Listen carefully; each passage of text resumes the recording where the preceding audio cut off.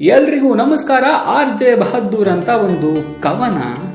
ಅಲ್ಪ ಪ್ರಾಣ ಮಹಾಪ್ರಾಣ ಅಂದ್ರೆ ಸರಳ ಉಸಿರಾಡುವ ವ್ಯಾಯಾಮದ ವಿಧಾನ.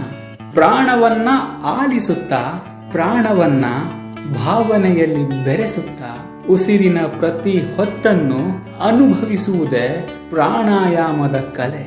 ತೆಗೆದುಕೊಂಡ ಉಸಿರನ್ನು ದೇಹದ ಒಳಕ್ಕೆ ಸಂಚಾರ ಮಾಡಿಸಿ ಮತ್ತೆ ಉಸಿರನ್ನು ಹೊರ ಬಿಡುವಾಗ ಆ ಆನಂದ, ಆ ಆತ್ಮತೃಪ್ತಿ ಬೇರೆಲ್ಲೂ ದೊರಕದು.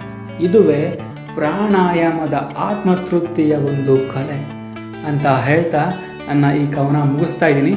ಕವನ ಮುಗಿಸೋಕ್ಕಿಂತ ಮುಂಚೆ ನಾ ಹೇಳೋದಿಷ್ಟೇ, ಆದಷ್ಟು ಪ್ರಾಣಾಯಾಮ ಧ್ಯಾನ ಮಾಡಿ, ಆವಾಗ ನಿಮ್ಮ ಮನಸ್ಸು ಚಂಚಲವಾಗದೆ ನಿಮ್ಮ ಹತೋಟಿಯಲ್ಲಿ ಇರುತ್ತೆ ಅಂತ ಹೇಳ್ತಾ ನನ್ನ ಈ ಕವನ ಮುಗಿಸ್ತಾ ಇದ್ದೀನಿ.